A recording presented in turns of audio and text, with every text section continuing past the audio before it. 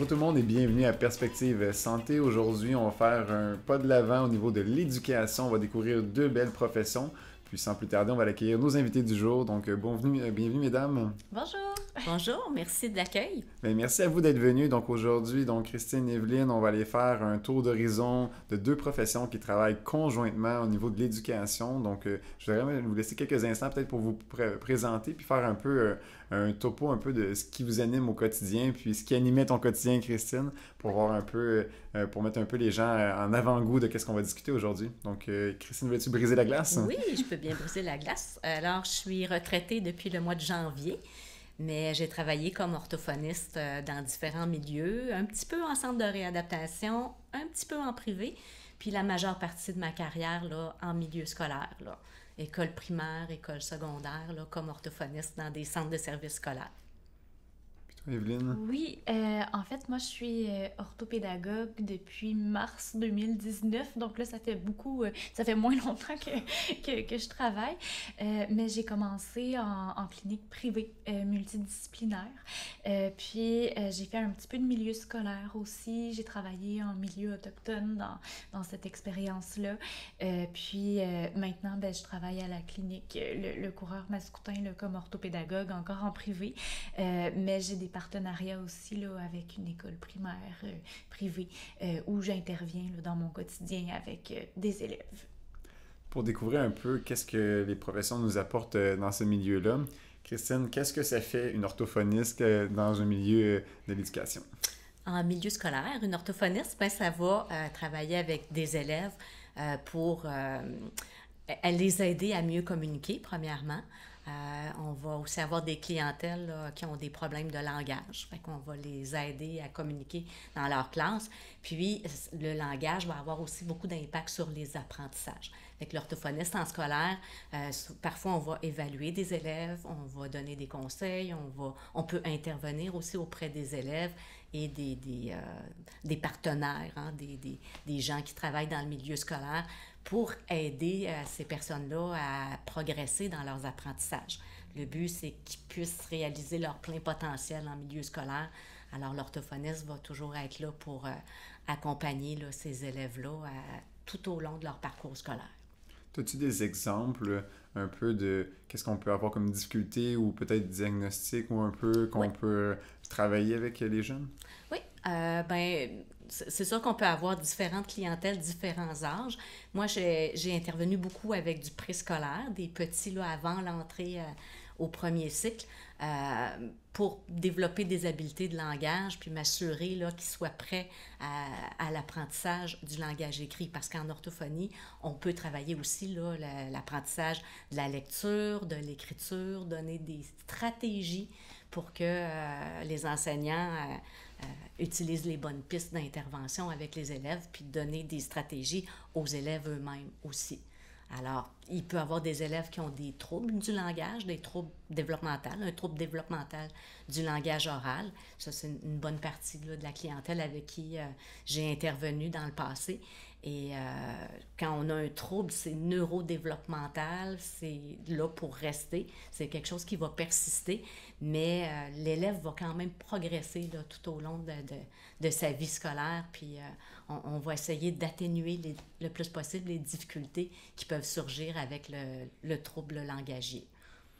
De travailler avec les tout petits, patience, c'est sûrement de mise, surtout quand on vient sûrement briser peut-être certaines façons qu'ils parlent ou de s'exprimer ou peut-être des patrons ou des choses qu'ils ont déjà développées depuis déjà leur jeune enfance. L'option du jeu, travailler en forme de jeu, j'ai vu un peu les choses aller de l'avant avec Evelyne indirectement, mais qu'est-ce que tu trouves que ça apporte l'aspect ludique dans peut-être ce correction peut-être plus formelle ou encadrée qu'on essaie de les amener parce que c'est pas toujours évident d'avoir l'attention longtemps de ces jeunes-là. Oui, voilà, fait que ça favorise l'attention, l'engagement aussi, puis par le jeu, il y a beaucoup, beaucoup de choses qu'on peut stimuler parce que le langage oral se stimule dans la vie de tous les jours, au quotidien, fait que c'est très, très facile de stimuler des habiletés particulières chez un enfant à travers le jeu. Fait que c'est sûr que le jeu fait partie de nos interventions. Mais il y a plus que ça aussi. Il y a beaucoup de prévention. J'ai travaillé beaucoup en prévention aussi au préscolaire, dans les classes, puis beaucoup avec des albums, des livres d'histoire. Ça, c'est l'outil par excellence pour stimuler toutes les habiletés de langage oral, mais le langage écrit qui s'en vient par la suite aussi. Là, c'est très, très facile là, d'utiliser les livres d'histoire. C'est authentique aussi comme outil parce qu'on lit une histoire, on lit devant l'enfant, on lui donne le goût de lire, puis après, ça va être facile là, d'aller travailler les habiletés qui vont amener à la lecture, à l'écriture aussi. Fait que moi, mes outils préférés pour stimuler le langage. Fait que oui, il y a le parti jeu, mais il y a la partie vraiment livre d'histoire. Puis c'était dans mes conseils aussi aux enseignants, puis aux parents des enfants aussi. Définitivement que le rôle d'un parent, effectivement, c'est un des acteurs qui va aider à ce changement-là. Puis aussi, il y a un autre acteur ou une actrice qui, dans ce cas-ci, vient directement travailler peut-être en continuum avec ce qui a été ciblé ou peut-être travailler en orthophonie, qui est l'orthopédagogue. Parle-moi un peu, Evelyne, un peu de qu'est-ce que peut animer ton quotidien, comment une prise en charge d'un élève est faite pour être en mesure de peut-être expliquer aux gens que un peu la différence entre les deux, mais que les deux, vous travaillez d'un commun accord pour aider l'enfant à se développer sur le plan langagier et écrit pour qu'on puisse atteindre des objectifs puis qu'il puisse, en guillemets, devenir un citoyen fonctionnel et allumé pour les prochaines années. Oui, puis en fait, ben c'est ça dépend beaucoup des différents milieux scolaires. Là, si on parle en termes scolaires, là, dans le sens que dans certains milieux, ben, il y a des orthophonistes qui sont vraiment directement dans des écoles, dans d'autres milieux où toi, tu as travaillé, ben, tu étais une orthophoniste pour comme... Ben, en fait, vous étiez 3 orthophonistes pour votre centre de service à vous. Fait que c'est sûr que c'est plus limité. On n'a pas toujours accès aux mêmes professionnels, aux mêmes moment. De mon côté, ben on travaille, oui, en collaboration. C'est sûr que moi, j'ai un peu plus, des fois, accès à des orthophonistes du privé, là, dont les parents vont chercher un coup de pouce, une aide, une évaluation. Puis, souvent, ben, en fait, c'est beaucoup des élèves qui ont des troubles du langage écrit, là, un peu plus spécifiques avec lesquels je vais intervenir. Il peut y avoir des troubles à l'oral aussi, mais l'intervention va peut-être être différente, là. Puis, il va peut-être se faire un peu plus tard qu'un élève du préscolaire, par exemple, là, qui aurait des difficultés langagières, là. Donc, moi, ce que je voyais, tu sais, du côté de l'orthophonie, c'est qu'il y a beaucoup de prévention qui peut être fait quand on a des difficultés à s'exprimer à l'oral, à comprendre des choses à l'oral. Puis, l'orthopédagogue, ben, elle va entrer dans le mode un peu plus scolaire. Disons, je sais pas si t'es d'accord, là, mais quand l'élève fait des apprentissages, bon, entre dans le langage écrit ou commence à apprendre la lecture ou l'écriture ou les prérequis là, en maternelle, ben nous, on va faire des interventions directement sur ça pour faire les premiers pas là, vers cet apprentissage-là. Puis après ça, on va poursuivre, oui, le travail de l'enseignant, mais si on voit qu'il y a des difficultés en lecture, en écriture, ben on va intervenir sur les lettres, le son des lettres, sur la relation que le son et les lettres ont pour être en mesure de les lire, de les écrire. Puis là, c'est un petit peu plus avec des tout petits, là, mais si on monte avec les plus grands, ben, puis qu'on voit qu'il y a des difficultés encore en lecture ou en écriture, ben, on va travailler un peu plus la compréhension de lecture ou les processus de haut niveau en écriture, donc ce qui est vraiment la situation d'écriture en soi, là. Donc oui, il y a l'aspect orthographe, mais aussi l'élaboration des idées, leur planification, leur organisation, la correction de ce qu'on veut faire là, pour élaborer un texte qui répond aux exigences là, données, là. Puis il y a aussi le côté mathématique qu'on peut aller chercher, que les orthophonistes peuvent faire aussi dépendamment de l'expertise, là. Mais on va intervenir sur des concepts qui se rapportent au programme d'enseignement, là, tu sais, vraiment de la progression des apprentissages qui est un petit peu notre guide en milieu scolaire parce que initialement, ben, on a quand même une formation d'enseignant. Fait que c'est un guide c'est un outil, en fait, qui nous guide vers l'évaluation puis vers en fait, quel concept on veut que les élèves comprennent puis atteignent là, soit dans leur année scolaire ou dans leur cycle scolaire, tandis qu'à cet égard-là, la formation de l'orthophoniste est un petit peu différente là, quand on parle d'une rééducation, d'un entraînement à des processus là, mathématiques. On voit que les jeunes sont très encadrés. On des fois la subtilité du langage qui, pour certains, est peut-être plus inné ou qui n'ont pas rencontré ou buté avec des embûches. On ne pense pas que toutes les subtilités et derrière tout ça sont accompagnées en milieu scolaire. On envoie les jeunes à l'école, puis des fois, on ne suit pas trop ce qu'il y en est, mais les acteurs qui y sont ont un rôle quand même assez clé dans briser, rechanger, encadrer, amener ces jeunes-là à cheminer, parce que oui, ils vont grandir en termes de chronologie d'âge, de la maternelle, aller jusqu'au cégep, collégial, universitaire et tout, mais de voir que l'apport de certains trucs, les éléments vont peut-être changer radicalement la façon qu'ils vont avoir comme perception avec l'apprentissage, avec leur confiance en soi, parce qu'effectivement que pour s'exprimer, ça fait une grande partie du quotidien à définir qui on est. C'est des choses qui sont quand même assez intéressantes, puis on faisait la face tantôt d'un citoyen éduqué avant d'avancer de l'avant, mais si on regarde des lacunes de lecture ou s'exprimer, peut-être notre profession ou les éléments qu'on va choisir va peut-être être un peu brimés ou limités en fonction de ça. Fait que c'est tous des éléments qui sont quand même assez complexes en essayant de simplifier un peu les choses, qui n'est pas toujours peut-être facile de votre côté. Parce que l'apprentissage, c'est quelque chose de très complexe et ça prend des bonnes habiletés langagères à la base. Pour être capable d'écrire un texte, il faut être capable de s'exprimer, comme tu le nommes. Pour être capable de comprendre en lecture, ça prend aussi une bonne compréhension à l'oral, puis qui va se raffiner avec l'âge. Mais on a du boulot, là. Fait que c'est sûr que moi, si j'ai un message pour les parents des enfants, c'est sûr que de consulter le plus tôt possible, dès qu'on a des inquiétudes au niveau du développement du langage, de ne pas attendre à l'arrivée à l'école. On peut vraiment travailler des choses en amont. Il y a des services publics au CLSC, il y a des grilles qu'on peut remplir. Vous pouvez contacter le CLSC de vos régions.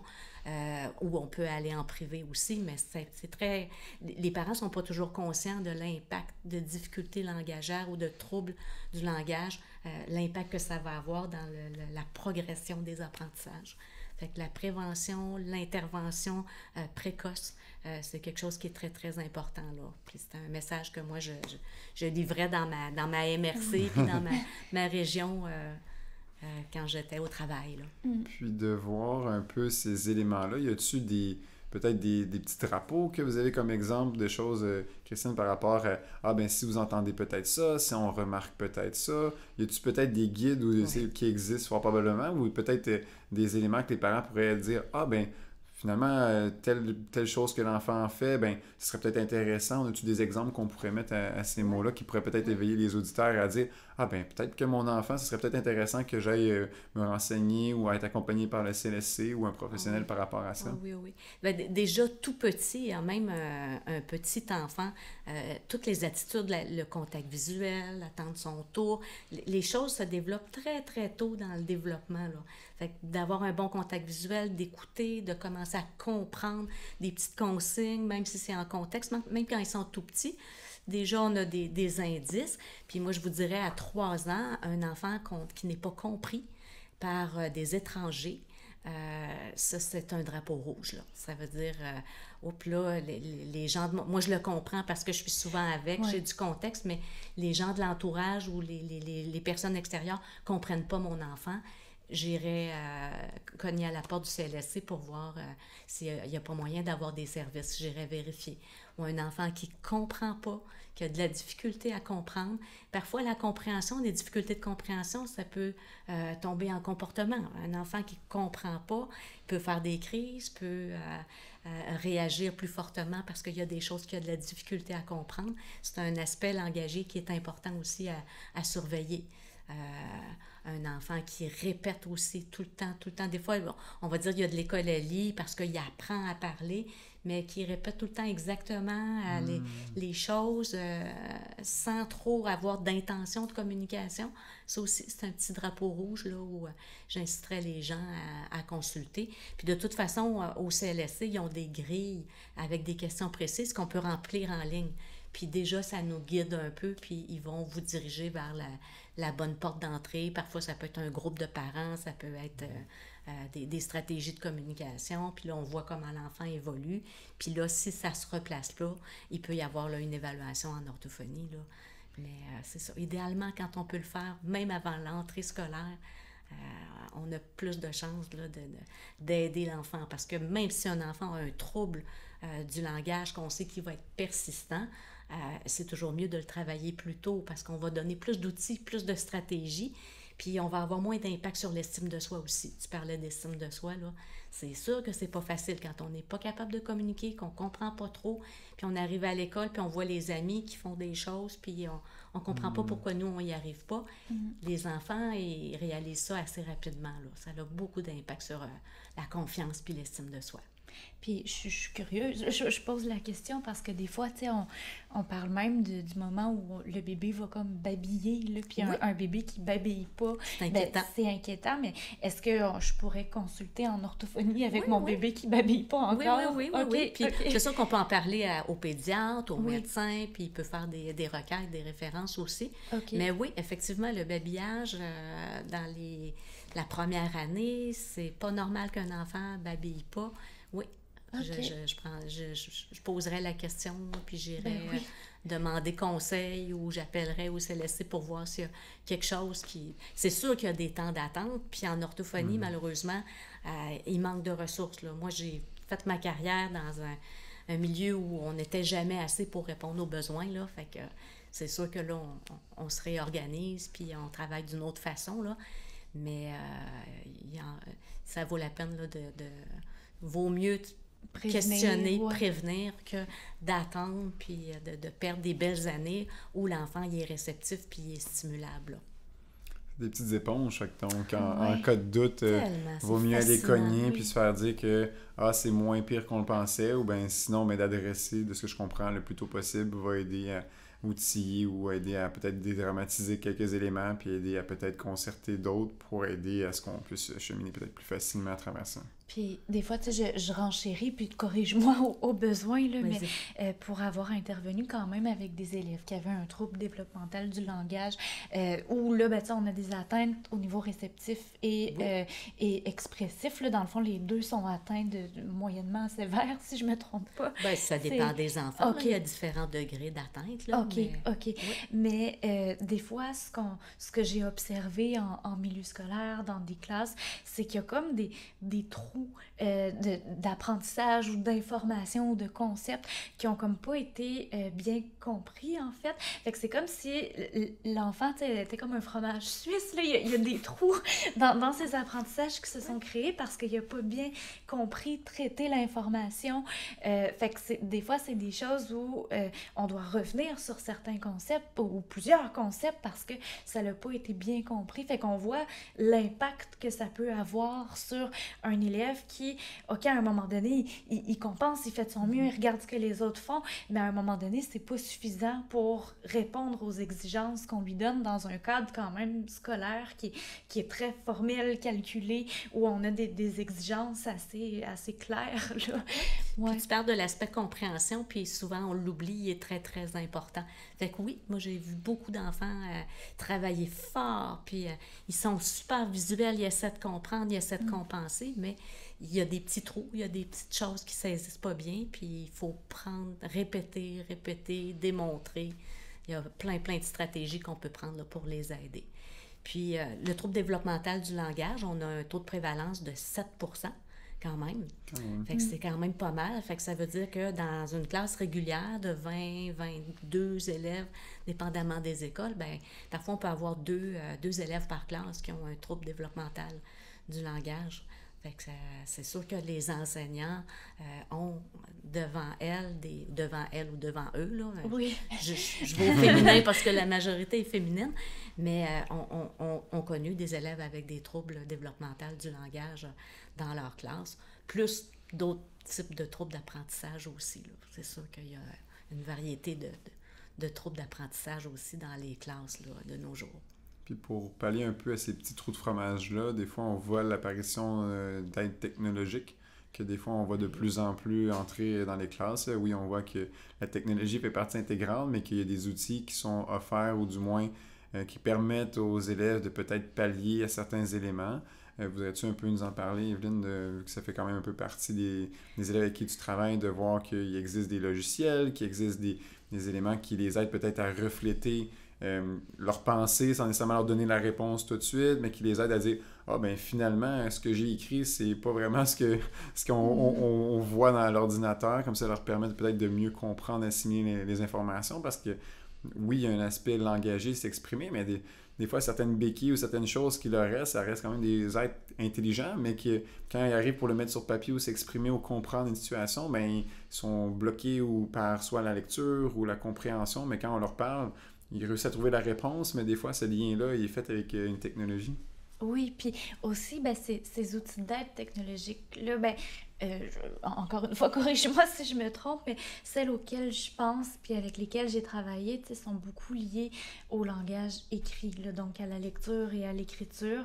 Quand un élève a des troubles comme ça, mais qui s'ajoute à ça un trouble comme langagier, ben, il y a des petites nuances qu'on peut apporter quand même quant à leur utilisation, parce que je donne l'exemple d'une synthèse vocale qui va permettre de faire une lecture comme qu'on va entendre là, du texte, une lecture qui est orale, ben, un élève qui a des difficultés sur le plan de la compréhension, ça ne l'aidera pas nécessairement. Fait qu'il faut regarder selon le profil de l'élève, qu'est-ce qui va lui permettre le mieux là, de réussir.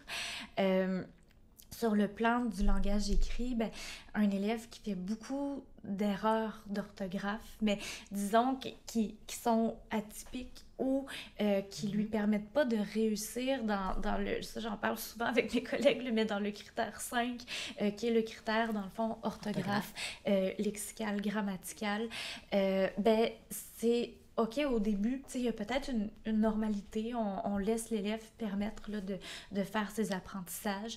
Au premier cycle, c'est plus rare qu'on met des mesures d'aide technologique pour écrire ou pour lire, parce qu'on laisse quand même l'élève développer ses processus de bas niveau, qui est la correspondance là, entre les lettres et les sons quand on veut lire et quand on veut écrire. Puis en même temps, ben, qui est comme le fait de globaliser là, la forme d'un mot puis de pouvoir le reproduire. Fait qu'on a quand même ce temps-là. Ça se peut qu'il y ait des élèves qu'on leur ajoute des outils à ce moment-là, mais en même temps, ça fait beaucoup. Un élève de première année qui apprend les bases de la lecture, de l'écriture, puis là, avec ça que s'ajoute un ordinateur, le fait de taper au clavier, d'utiliser les fonctions du logiciel, c'est une grosse charge de travail qu'on lui demande. Fait que souvent, ben, on l'utilise plus à partir du deuxième cycle là, du primaire. Puis, c'est d'abord, ben, c'est ça, je l'ai nommé un des outils qui peut être de se faire lire un texte avec l'outil technologique, puis un autre qui permet d'écrire. Puis en fait, pour écrire, ben, on tape les premières lettres là, d'un mot, puis ça nous offre des prédictions de mots avec des boîtes, là, vraiment de mots qui apparaissent.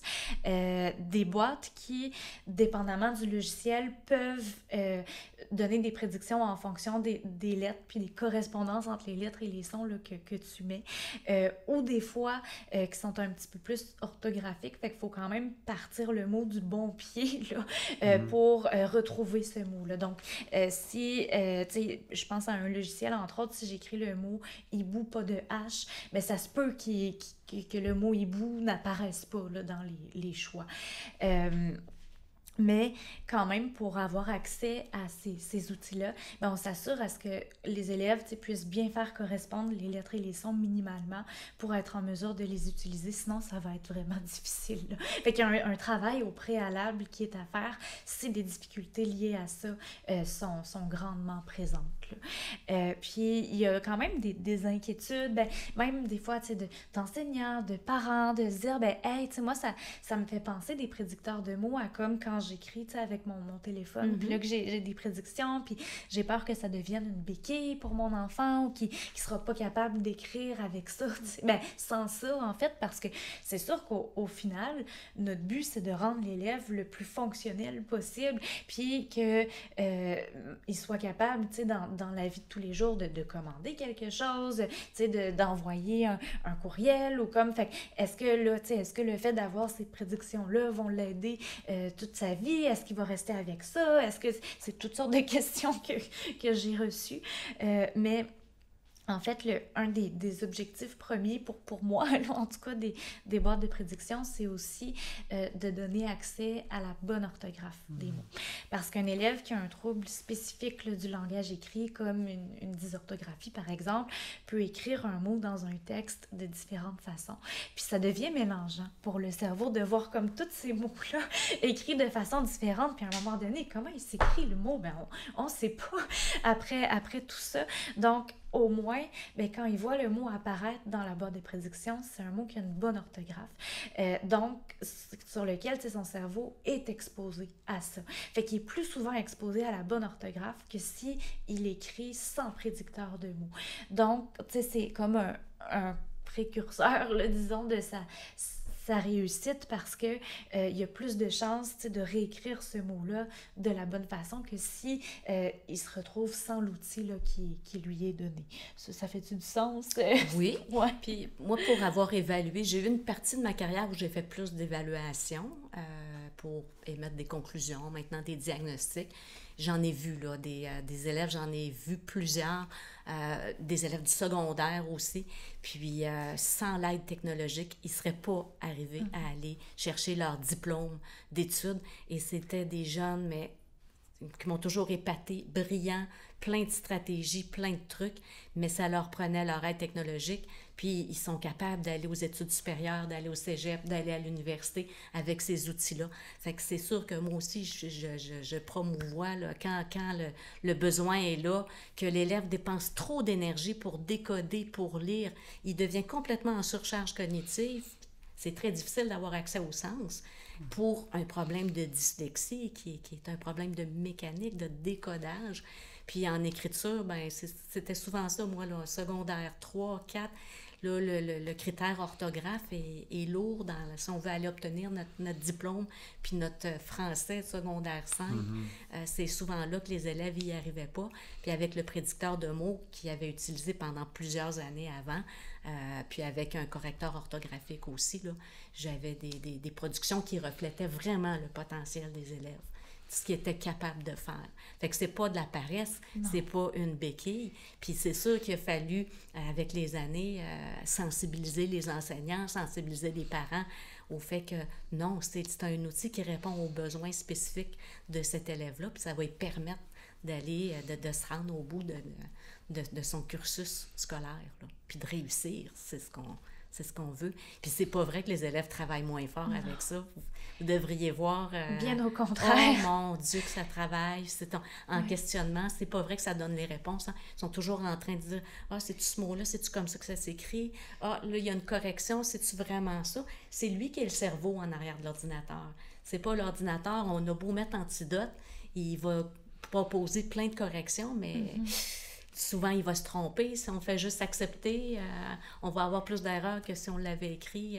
Fait que ça prend vraiment, vraiment un élève très habile pour utiliser les outils techniques. C'est ça. Puis ce qui est particulier aussi avec les correcteurs orthographiques, là, comme par exemple, on pourrait prendre juste le correcteur de Word ou un correcteur comme Antidote, ben, c'est qu'ils ne sont pas sensibilisés aux erreurs atypiques, mettons, d'un élève là, qui aurait une dysorthographie. Donc là, ça fait des drôles d'analyses, des fois de la part des logiciels, où on voit que les logiciels remarquent qu'il y a comme ils ont comme des questionnements ou comme ils voient, je pense aux ruptures d'Antidote où là, ça dit, ben, je comprends pas cette partie de phrase-là, je vois qu'il y a quelque chose de spécial, mais je suis pas capable de te dire c'est quoi l'erreur. Puis là, l'élève, qui a ça, ben, doit être capable de dire, OK, là, est-ce que c'est parce que c'est un mot, que c'est un homophone que j'aurais pas bien écrit? Est-ce que c'est parce que il me manque une terminaison? Est-ce que c'est parce que il me manque une lettre? J'ai-tu rajouté quelque chose en trop? Puis c'est des logiciels qui sont conçus pour des personnes comme normales, là, qui n'ont pas de... Normolecteurs. C'est ça, ou scripteurs qui n'ont pas de diagnostic précis. Donc, il faut penser à l'analyse que ça demande de plus avec le... Puis c'est de là le travail qu'il faut accompagner accompagner l'élève dans les stratégies. C'est pas, on lui donne un ordi avec des logiciels. Il s'apprend vraiment une personne qui développe un petit peu la petite voix puis les stratégies pour apprendre à l'élève à bien les utiliser. Exact. Puis on peut s'attendre à ce que ça prenne plusieurs années, là aussi, cette acquisition-là. Surtout que, tu sais, la première fois qu'on utilise nous-mêmes un outil, on n'est pas parfait, là, on ne l'a pas développé ou exploité à son plein potentiel. Donc, des fois, encore une fois, on a comme la pensée magique de hey, « je vais lui donner ça, puis ça, tout va être réglé, il va réussir », mais pas nécessairement. Là. Un élève pourrait encore être en échec avec un outil technologique, mais il doit avoir un temps d'appropriation qui lui est laissé, là, qui est pour moi, de plus de quelques mois. Là. Tout à fait. Oui, puis c'est même pour des évaluations, par exemple, d'ordre ministériel. Là, quand on pense à des évaluations au secondaire, l'épreuve là, de 5e secondaire d'un texte argumentatif, bien, si on veut permettre une fonction d'aide technologique comme adaptation, bien, l'élève doit l'avoir utilisé avant. Puis ça doit être inscrit là, dans un document là, qui a pu l'expérimenter, puis que ça lui a permis de réussir, là, parce que si c'est pas relevé, ben c'est refusé, là. Ouais. Fait qu'au-delà du diagnostic, parce que il y a été un temps où on évaluait plus en orthophonie scolaire, puis nous, on a un peu inversé ça. On s'est dit, l'important, c'est pas tant d'avoir le diagnostic puis l'évaluation que qu'est-ce qu'on fait avec cet élève-là? Comment on intervient? Fait qu'on est allé plus vers les conseils. Puis au secteur jeune, on n'a pas besoin du diagnostic pour utiliser des outils technologiques. C'est vraiment le plan d'intervention, la durée où l'élève l'a utilisé qui va permettre là, de l'utiliser après dans les examens de sanction. Exact. Ouais. Ça fait une collaboration quand même assez étroite avec toutes les parties parce que c'est pas évident de dire un message, mais il doit être uniformisé à travers tout le monde parce que chacun a un peu peut-être sa vision, sa compréhension. Le parent qui voit son enfant peut-être pas nécessairement vu cette lacune-là ou comprend pas nécessairement toutes les facettes de pourquoi il faut peut-être le reprendre ou ça, comment ça, lui qui est dans peut-être normotypique, peut-être capable de le faire comme ça, puis que le jeune, lui, il prend tous les moyens du bord, il a l'ordinateur, il est suivi 4 fois semaine à l'école, il y a les gens qui l'accompagnent, il va en orthophonie, orthopédagogie, il y a l'enseignante, il va en récupération, puis que des fois, ça tient encore, ça bat d'un aile pour tout juste passer. Fait qu'effectivement, c'est pas évident. Parlez-moi un peu peut-être de cette spirale d'intervenants qu'on peut rencontrer ou de différentes personnes qui sont un peu peut-être les repères ou les points clés quand on prend une prise en charge avec un jeune comme ça. Est-ce qu'on va jusqu'à mettre le directeur, la direction là-dedans, les conseillers pédagogiques, comme jusqu'où qu'on va rechercher peut-être l'équipe pour partir dans le bateau pour qu'on accompagne le jeune dans ce fleuve de l'éducation?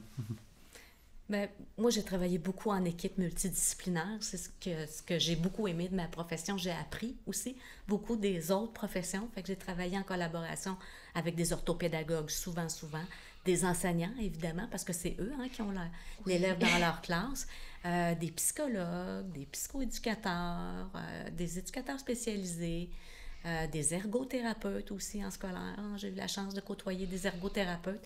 Puis des fois, dans des problématiques, un enfant peut avoir plusieurs problématiques.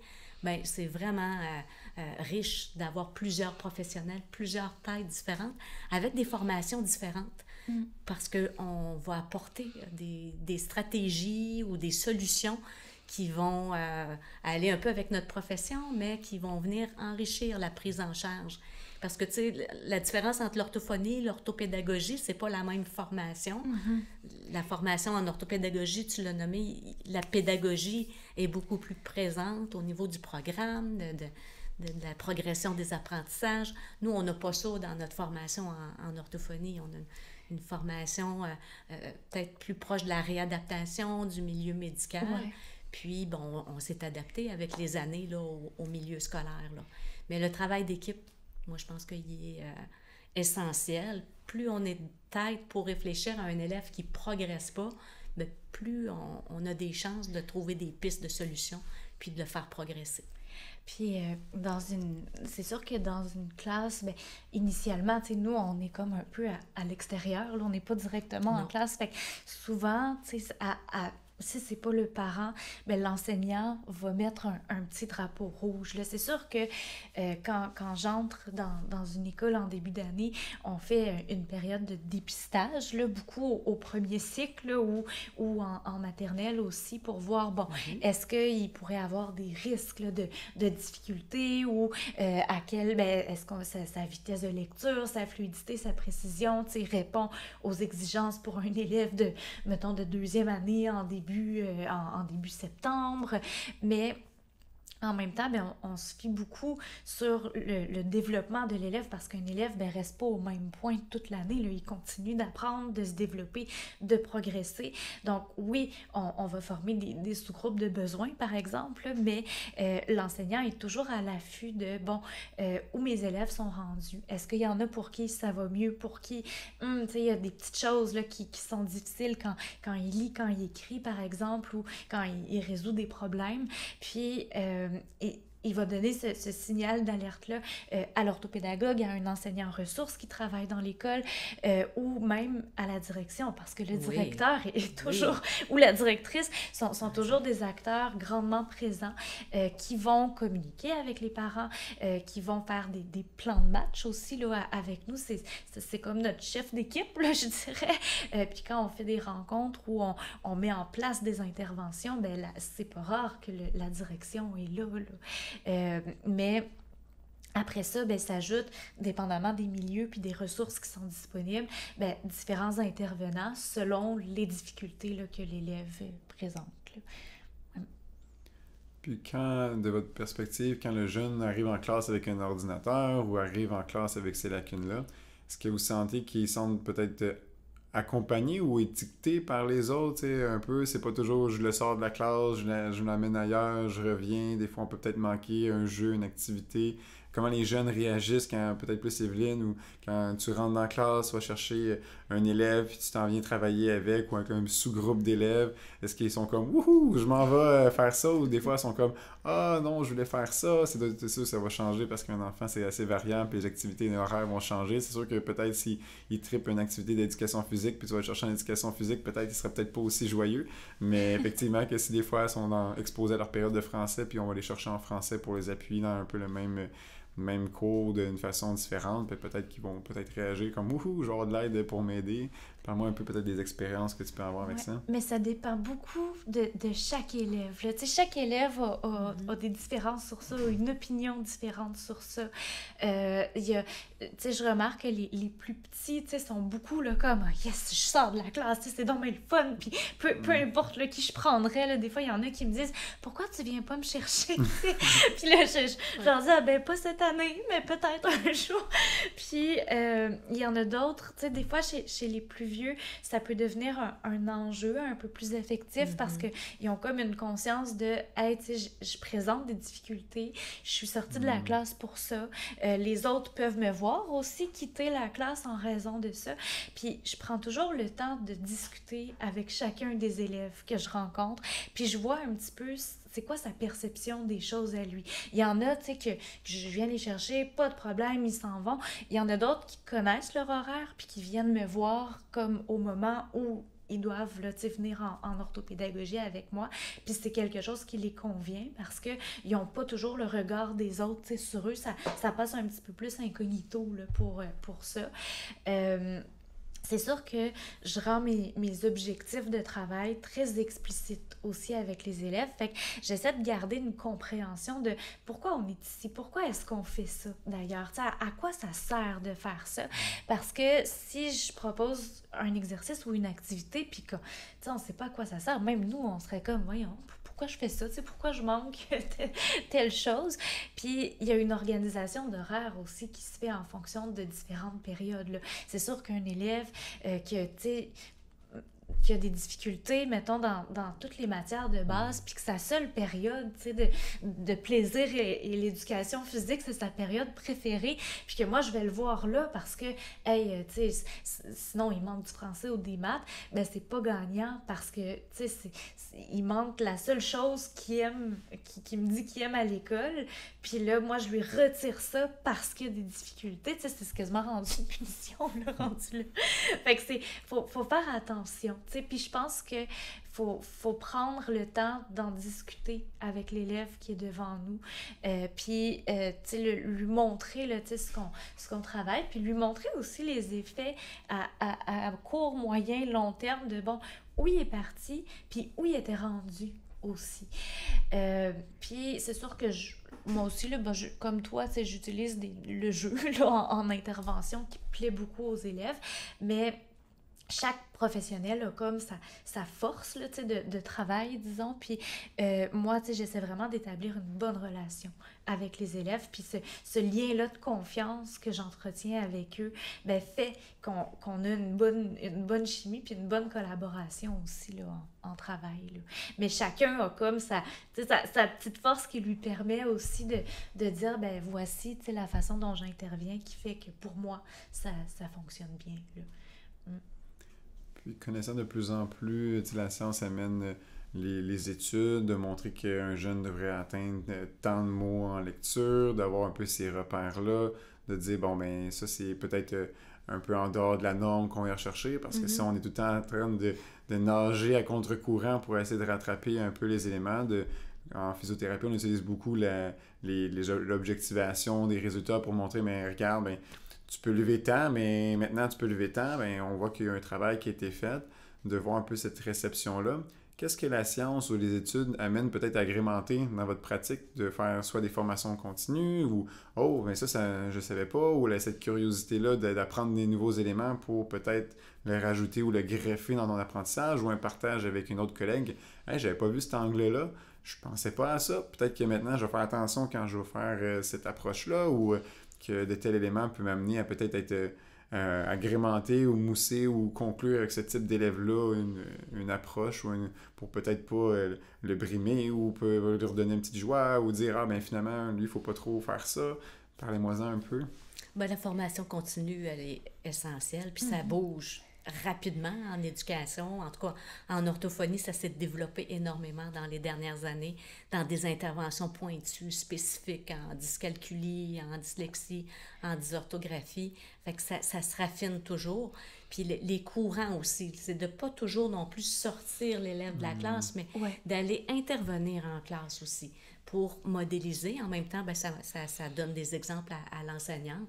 Puis pour laisser la place à l'élève de s'exprimer, fait qu'il y a des transferts aussi qui doivent se faire en classe. Fait que oui, il y a la possibilité de sortir des élèves, là, mais moi, dans les dernières années, je suis allée directement en classe, puis même mes petits bouts de chou qui avaient plus de difficultés, ben c'est ceux-là que j'allais questionner, puis que j'allais aider pour qu'ils puissent prendre leur place là, dans le groupe, puis aller donner des réponses, oser donner des réponses.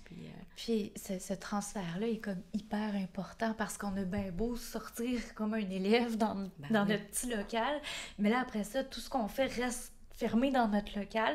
L'élève s'en va, puis salut, puis après ça, il fait pas nécessairement le lien entre ce qu'on a fait très spécifiquement, puis les apprentissages qu'il va réaliser en classe. Fait qu'on peut assurer le pont de cette façon-là, tu sais, en faisant des va-et-vient entre, oui, tu sais, c'est important là, de travailler des choses avec lui, mais en faisant des liens avec ce qu'il va faire aussi dans sa classe, parce qu'au final, c'est là qu'il y a la majeure partie de son temps là, à l'école, puis c'est là qu'il peut démontrer ses apprentissages aussi, là. Puis de montrer un peu ces résultats-là, tu sais, avec une carrière un nouveau chapitre de la retraite, y a-tu un souvenir, y a-tu quelque chose qui, tu sais, on s'entend que chacun a une motivation à aller au travail, y a-tu un épisode, une réussite ou un élément qui t'a marqué dans ton parcours? Plusieurs éléments. Puis là, ça me brasse un petit peu plus, c'est la première rentrée scolaire que je fais pas.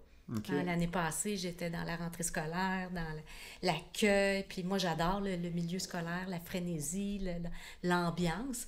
Puis là, j'y pense un peu plus, puis je repense à d'anciens élèves que j'ai eus. Ce qui m'a marqué, j'ai eu des élèves que j'ai connus tout petits, au préscolaire, puis que j'ai revus parce que j'ai fait des interventions au secondaire les 2 dernières années dans des groupes d'adaptation scolaire. Fait que c'est des élèves que j'avais connus à 5 ans, 6 ans, qui sont rendus à 13, 14, 15 ans. Puis de voir l'évolution de ces élèves-là, de voir leur communication. Moi, ça m'a appris beaucoup comme orthophoniste parce que je me disais, OK, c'est quand même, il est quand même plus fonctionnel, il jase plus, je le comprends mieux, il arrive à faire des apprentissages. Je suis super fière, dans le fond, d'avoir vu cette évolution-là, puis tout le travail qui était en arrière. Puis souvent, ben, il ne se souvenait pas toujours de moi, mais il était comme content de savoir que je les connaissais, là. Fait que ça a été des grands moments, ça, là, cette partie-là, dans mes dernières années là, d'intervention, de pouvoir aller jusqu'au secondaire, d'enseigner des stratégies de communication, mais à des élèves que j'avais connus plus petits, ben, je me disais, OK, c'est la beauté du milieu scolaire, c'est qu'on peut suivre un élève sur plusieurs années, puis il y a beaucoup, beaucoup de choses. Un enfant, ça progresse. Même quand ils ont des troubles sévères, c'est quand même impressionnant de voir tout le cheminement qu'ils font. Moi, ça m'a toujours émerveillée de voir. Fait que c'est les élèves qui me manquent, là, je te dirais, le plus. Là. Oui, mes collègues, puis les relations que j'avais avec d'autres professionnels, le travail multi, puis tout ça, mais les élèves, là, c'est quand même... c'est de toute beauté de voir le cheminement un enfant peut faire sur plusieurs années. Là. Ça a été marquant dans ma carrière. Définitivement que les acteurs en bas âge, souvent, ne voient pas les premières petites semences qu'ils ont faites, puis des fois peuvent, ayant des gens que je connais qui sont, peu importe, enseignants, puis là, ils les revoient, sont rendus, qui ont eux rendu avec des enfants, puis là, qui ont les enfants des jeunes élèves qui ont eux, puis ils font... Oh, ben, soit qu'ils ont marqué, puis ils ne savaient pas qu'ils les avaient marqués par une façon d'enseigner, une façon d'avoir une approche, une gestion indirecte de quelque chose, que ce soit un stress ou un apprentissage quelconque, puis je me souviens de la comptine de telle affaire, mais il était en maternelle, puis voilà, il est rendu que dans 30 ans et plus, puis que des fois, ils sont capables de la chanter encore, puis ils font « Je l'ai enseigné à mes enfants aussi », puis qu'on voit que ce bouche-oreille-là amène quelques éléments intéressants, puis qu'on ne sait jamais jusqu'à quel point la fleur, elle va devenir grande, puis elle va fleurir, faire des petites boutures un peu à gauche et à droite, mais ça doit être quand même un peu touchant de dire « Hey, ce jeune-là, je comprenais un mot sur 10, il gardait pas le regard, puis là, finalement, il me parle, puis je suis capable de bien voir qu'il est capable d'avoir des amis, qu'il est capable d'aller rechercher un peu une notion de compréhension avec l'environnement avec lequel il est. C'est sûr que ça doit être quand même assez gratifiant. Oui. Ou j'ai revu aussi des fois des parents ou des élèves plus vieux que j'avais évalués ou vus à un moment donné, puis de voir qu'ils travaillent, qu'ils sont sur le marché du travail, qu'ils sont très fonctionnels, qu'ils gagnent bien leur vie. Ça me remplissait de gratitude, je dirais, de voir cette belle évolution-là, puis leur place qu'ils prennent dans la société, là. Ouais. Puis des fois, on dirait que comme à court terme, là, ou pendant une année scolaire, nous, on voit des petits progrès, là, des petites marches d'escalier qui sont montées, mais les parents ont beaucoup accès aux bulletins, à des dictées que les élèves font, puis là, ils ne voient pas toujours comme ce qui se cache derrière ça, puis ce qui a progressé derrière ça. Fait qu'il ne faut pas hésiter de le rendre comme explicite, puis de le nommer aussi aux parents pour qu'ils puissent réaliser là, que les petites marches sont montées, puis qu'il y a une progression qui est notée, là. Puis ils travaillent fort. C'est l'effort qui est mis. Quand on est lecteur, scripteur, on lit, puis ça se fait tout seul. On n'a presque pas de souvenir de comment... Eux, ils sont toujours en train de travailler pour compenser leurs troubles d'apprentissage. Fait que c'est des efforts, c'est des enfants qui peuvent être fatigués après une journée d'école parce qu'ils ont travaillé plus fort que bien des élèves assis à côté d'eux dans leur classe, là. Non, c'est sûr et certain qu'on ne sait pas toujours ce qui se passe dans les petits cocos des petits jeunes qu'on rencontre, puis que après ça, l'aspect de rajouter l'environnement dans lequel ils grandissent, qu'effectivement, que bien bouger, bien manger, dormir sont des enjeux que peut-être on ne peut pas contrôler, qu'on ne peut pas venir rechercher, qui impactent, veut pas, l'apprentissage, même s'ils ont des troubles quelconques, des fameuses étiquettes. Mais ces jeunes-là, effectivement, ils ont des bouchées doubles à prendre, puis des fois... je pense prendre le temps de leur donner une petite tape dans le dos puis de leur faire montrer un peu que, comme tu as dit tantôt, les escaliers ont été montés, mais surtout les parents qui ne voient pas nécessairement, comme tu as dit, ce regard-là quotidien, ils le voient d'une autre façon, mais que des fois, effectivement, comme dans n'importe quel milieu, le chiffre ne parle peut-être pas, ils ont encore peut-être la même note ou des choses comme ça, mais que finalement, les stratégies employées, la manière qu'ils essaient de décoder, c'est des processus qui ne sont pas évidents à venir mettre de l'avant, mais qu'on voit que finalement... hey, il est capable de venir monter tel et tel élément jusqu'à, en bout de ligne, réussir à faire une phrase ou de comprendre un mot qui pour lui était nouveau puis qu'il n'avait jamais peut-être croisé. C'est sûr que ça fait quand même des éléments intéressants à venir exposer puis qu'ils font, hey, finalement, Oui.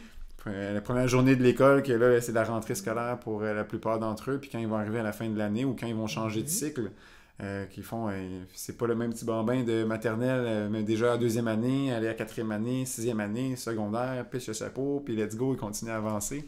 C'est quand même intéressant de voir ça. C'est ça. Puis c'est vrai que des fois, ça peut être insécurisant, là, tu sais, quand c'est ton enfant, là, moi, je l'ai pas vécu encore, mais ça s'en vient.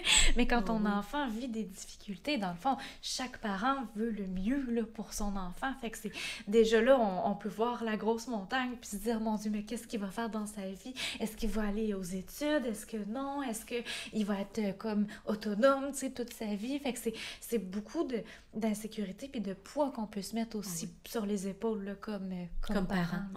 Ouais, fait que le fait de voir les réussites de son enfant, même si elles paraissent petites, ça vaut la peine là, de les nommer puis de les confier. Puis l'autre chose aussi, l'enjeu qui peut être un tout autre podcast aussi, c'est la fratrie aussi.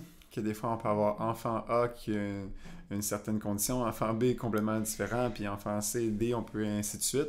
Ça devient des fois un casse-tête quand même difficile peut-être aussi pour le parent de s'orienter quand on sait que chaque être a une entité différente d'apprentissage, mais quand il y en a un qui peut avoir toutes les 10, puis il y en a un qui peut être surdoué, puis il y en a un autre qui est plus normal, donc ça fait un peu des fois un casse-tête qui doit pas être facile à expliquer quand exemple, ton premier, tu as vécu tous les problèmes du monde, puis après le deuxième, c'est en guillemets ça, un enfant qui apprend par lui-même ou que ça change un peu, puis on peut avoir des vagues. Ça devient des enjeux des fois aussi qui sont difficiles à peut-être extérioriser quand le premier ou le deuxième ou le troisième ne réagissent pas peut-être de la même façon dans l'apprentissage. Ça doit être toute une façon je pense, l'art de communiquer, d'expliquer qui devient un enjeu intéressant. Puis les parents peut-être qui nous écoutent aujourd'hui ou les jeunes étudiants qui veulent peut-être pencher à ce milieu-là, qu'est-ce qu'Evelyne, tu aimerais peut-être dire aux auditeurs aujourd'hui par rapport à l'orthopédagogie, les gens qui aujourd'hui ça pique un peu la curiosité, puis tu aimerais peut-être dire, vous aimez ça, vous voulez explorer, vous êtes encore un peu un élément, vous voulez en apprendre, vos enfants suivent un orthopédagogue, ou qu'est-ce que tu aimerais peut-être leur dire ou leur laisser comme empreinte par rapport soit à une approche vers toi ou ceux qui voudraient peut-être faire un saut vers les études de ce milieu-là?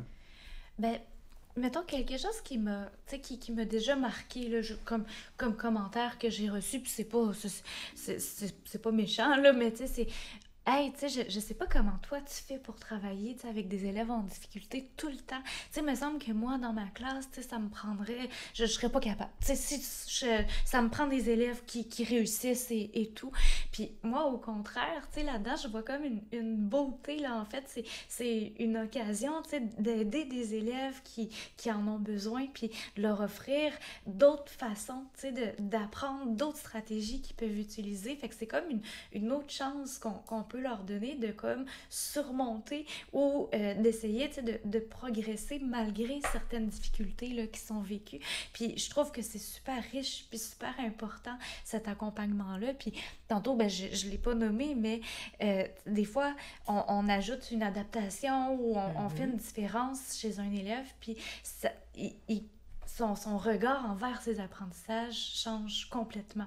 Il devient comme « Hey, je suis capable de réussir ça avec ce soutien-là ou cette aide-là. » Puis pour moi, c'est le plus beau cadeau là, que je peux recevoir. Là. C'est vraiment magique de voir ces mots-là. Puis, tu sais, Christine, toi, tu laisses la place au nouveau et tout. À la relève. Puis, c'est vraiment beau de voir un peu ces partages-là. Mesdames, merci beaucoup de votre partage aujourd'hui. C'est vraiment le fun de voir cette complicité-là aussi qui est née entre vous, puis surtout entre les différents gens qui vous ont croisés. Puis en espérant qu'aujourd'hui, on aille évoquer peut-être quelques parents, lever quelques drapeaux, quelques enseignants professionnels par rapport à ça.